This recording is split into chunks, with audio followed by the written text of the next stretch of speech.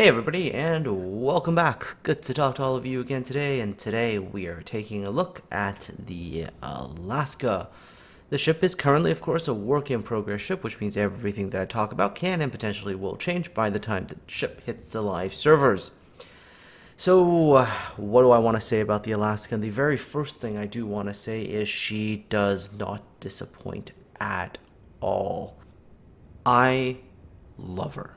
The way she is in game right now. In this work in progress version, I love her. There is very little about Alaska that I actually have complaints about. In fact, if I sit here and think about it, not really. Maybe small, very small things. Like, okay, sure, the concealment could be a tiny bit better, but is it really necessary? No, not at all. I'll go over everything I like about the ship, and you can make your judgments at the end. And of course, you can sort of watch the gameplay in the background as well. So first things first, Alaska.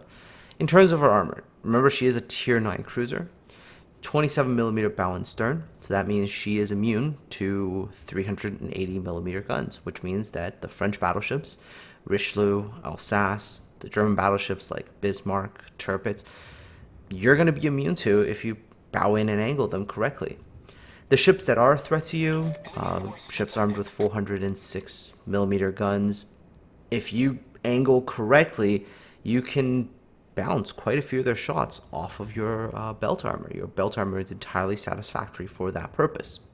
You also have 36mm main deck armor, which again is perfectly capable of auto-bouncing shells that land in that area. The citadel of the Alaska is quite a nice ways underwater, so you're not really likely to get citadel. And again, if you angle yourself correctly, you're going to be a pretty well protected ship. Now, unlike some of the other battle cruiser kind ships that we've been getting in game, Alaska definitely has those nicer cruiser characteristics. Her rudder is not sluggish, her turning circle radius is nice. This is a ship that not only is her armor pretty reliable, but if you need to, you can also dodge and weave and make it difficult for the opponent to shoot at you. So right off the top, the first thing I gotta say is that as a ship, she's quite durable. And as long as you play her right, you should not be an easy ship to take down. She also does come with, of course, a pretty big HP pool as well. Moving on, and the next thing that we're going to talk about is the Alaska's guns. Now, of course, this is not going to be Stalingrad's rail guns with that crazy velocity and the crazy penetration, but the Alaska's guns are no slouch at all, and it has a lot to do with the fact that the Alaska's main guns come with improved auto-bounce angles that are identical to the US and heavy cruisers. So here we're talking about 305mm guns with pretty solid penetration, having an auto bounce region that starts at 60 degrees and ends at 67.5. This makes it really difficult for cruisers to deal with the Alaska, because even if they think they're okay angled, you can actually have your shells land, and because the auto bounce doesn't kick in for them, you penetrate through their belt armor right into their citadels, and you can do really, really good damage against cruisers. Against battleships, your shells do at times lack a bit of penetration, but as long as you aim correctly, because if you're shooting at, like, let's say a battleship main belt, tier 10 battleships for example, if you shoot at their main belt and they're somewhat angled, the chances of you getting the penetration probably not very high. You're going to see a bit more shatters. But if you just aim a little bit better, target that upper belt area, you're going to be able to score great damage. You'll see this sort of later on in this particular game. By the way, I did mention that really nice auto bounce angle. Well, watch what happens to this poor chappie. Normally, at the way that the chappie was angling, could have had some chances of bouncing some of those shells, but against Alaska, where the auto bounce region starts at 60, was enough, so the chappie eats 15k damage. Next salvo, just getting it ready, waiting for this chappie to try to tempt fate. See the first indication of movement, take another salvo. Alright, and watching the shells come in, and boop, there's another 19,000 off. That chappie's game is pretty much done. The end. And so he's going to get finished off here, so I'm going to turn my attention on to something else, which would probably be this North Carolina, I think. Oh, no, I did take a rear turret shot at the Chappie. Alright, turning back around here. Ooh, that hurt a little bit here. Alright, there we go. Target the NC. Now you can see the NC again is also in a kind of an angled position. Alaska, if you aim correctly, doesn't really matter. You're still going to get decent damage. The auto bounce on Alaska is just phenomenal. However, occasionally you'll run into the enemy that's smart enough in a battleship to really angle against you very, very well. In that case, Alaska does have HE. Switch to it, you've got decent fire chance, and you can do some decent damage with your high explosive as well. In terms of your shell dispersion, Alaska dispersion is a little bit worse than what you would expect to find on a normal cruiser with 203s, but hey, you are talking about battle cruiser caliber guns. The dispersion is not bad at all. That coupled with 2.05 Sigma, and the Alaska is going to have very, very workable dispersion. All in all, I love it. I love Alaska's guns. I love the way she is right now. But moving away from guns, let's also talk about some other things as well. Her anti-aircraft firepower is, well, it's not amazing. It's definitely sufficient, but would you be like best in class? Well, probably not. But her A is definitely usable. Why? Because she also has access to a defensive A fire consumable. So that means the Alaska very, very capable of protecting herself, which means if you go off kind of by yourselfish, you're going to be able to defend yourself to a reasonable extent.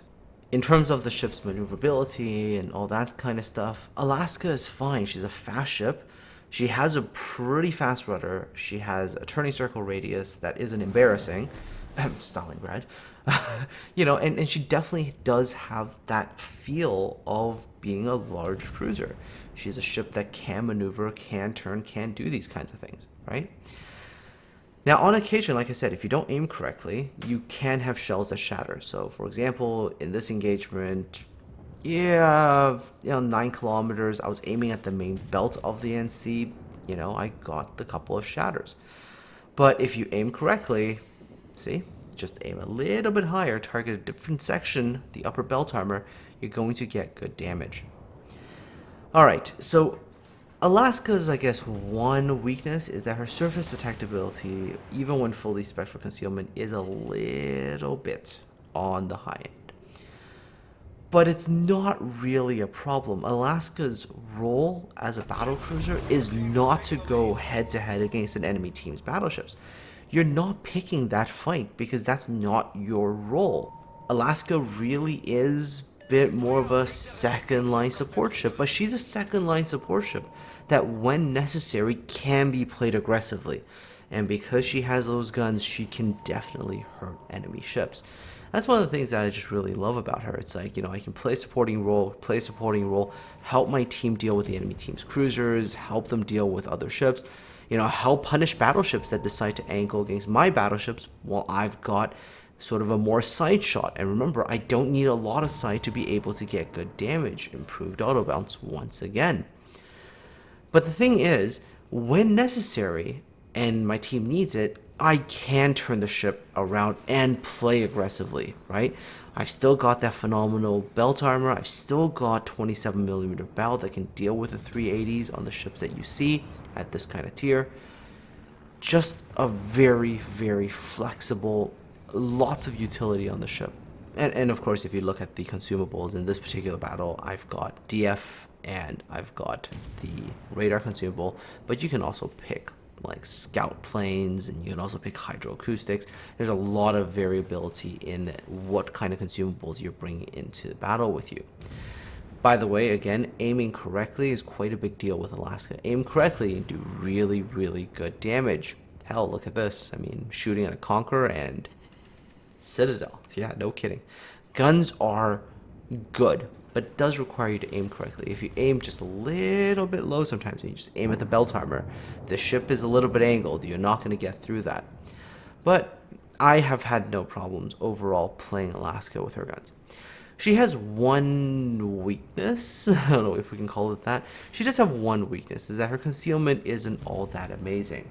even fully spec for concealment, her surface detectability is like 12.4, and that means, yeah, you are not the stealthiest ship out there.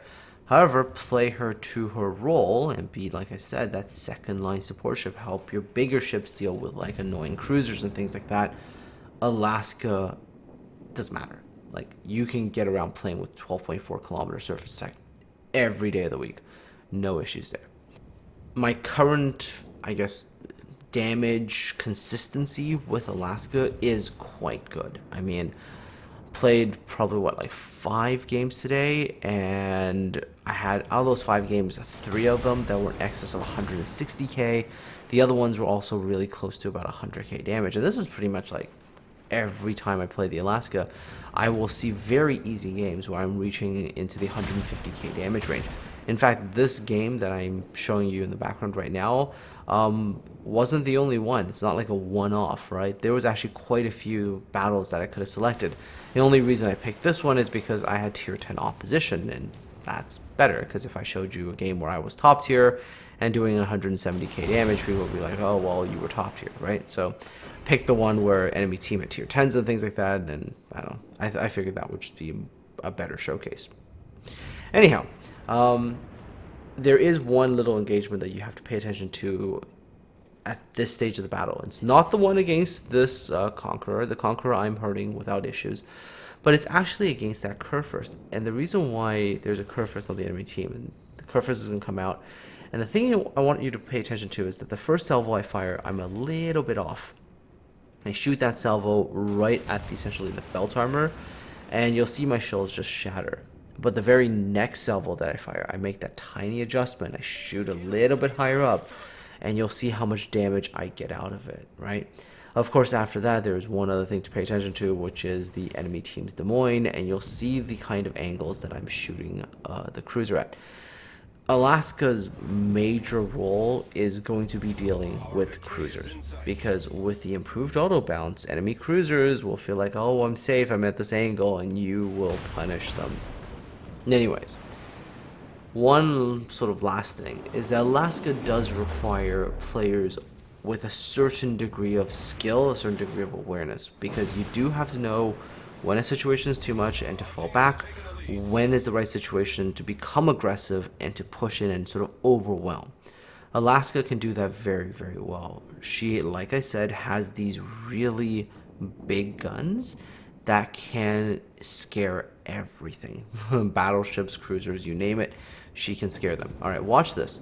So I want to engage the curve first, and my first salvo goes in, and I do a little bit of damage at the superstructure. But hold on, it's actually not the first salvo. I think it was the second salvo, because the second salvo, the curve first goes almost broadside, which should be great, right? But watch, that aim point is just a little bit close to the belt armor, and I shatter the shells. They don't actually penetrate. Now, at the first time I did this, you'll notice that I'm under a lot of fire, so the next salvo I fire, I'm still not fully adjusting for it, but the one after this I will. This salvo, I'm trying to get my ship turned away and getting out of there. It's just too hot for me, right? Fire another salvo, you'll notice again the aim point just a little bit too close to the belt armor. I get a little bit of damage, but it's nothing noteworthy.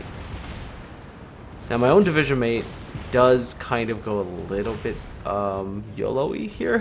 He's trying to get off a torpedo run onto the curve first, but Mogami, this is just not a good fight for him, and he's gonna get melted here.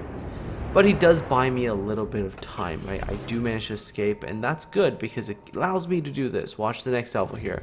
I aim even a little bit higher, and watch the difference here. Bang! Look at that damage, right? That is the difference with the Alaska, right? The shell penetration, yeah, if you're aiming at battleship main belts, it's not going to be enough, but you just aim that tiny little bit higher, you're going to get that damage. Just got to aim at a different part. Aiming is very, very important. Oh, I did mention improved auto bounce, right? Watch this. There's an enemy DM here, and you take a look at the angle that the DM is supposed to be at. Thinks he's safe, right? Nah. Get out of here. Alaska, I mean, improved auto bounce on battleship caliber guns, even if they're small battleship guns. are absolutely terrifying for enemy cruisers to deal with. So the fact that Alaska gets that and all these other things, just really, really good ship. I love her. I absolutely love her in her present state. And if then they decide to buff her more, I don't know. I mean, I've been reading other people's opinions, and other people are not very impressed by her, and they think that she could use more buffs. But good lord, I mean, for me, nothing to complain about, right? Maybe arguing about that concealment thing, but overall, I find the ship to be absolutely fantastic. And if other people's opinions are like, she's not a good ship at all, I have no idea what the hell they're talking about. Ship is fine. If they're having issues, it's probably a player skill issue rather than a ship issue. As for this battle, almost 600,000 credits earned, 6,088 experience, 305 free experience, 174,944 damage, 5 Citadel hits. Didn't sink that many ships, as I left a lot of ships to be sunk by my own team. But just all in all, very, very consistent game for me with Alaska. Taking a look at the base experience statistic, 1,999 base experience. Just couldn't give me like one more for over 2,000, right? Anyways, yeah, easily top of the team. Take a look at the damage dealt, 174,000. Pretty much all that damage was done using armor piercing, touch bit damage of high explosive, and a little tiny bit with fires. I mean, even if you look at the potential damage, I did a reasonable amount of tanking in this game as well. So yeah, pretty much that's all I've got to say about Alaska. I mean, she is a ship that right now, if she just came out the way she is, this is a dream ship for me. I love the way she handles. I love the way her guns perform. A ship I am very, very excited for. Anyways, what do you all think? You've seen the gameplay. What are your opinions? Let me know in the comment section below. Aside from all that, folks, take care. Have yourselves a good one. And I will talk to all of you again next time.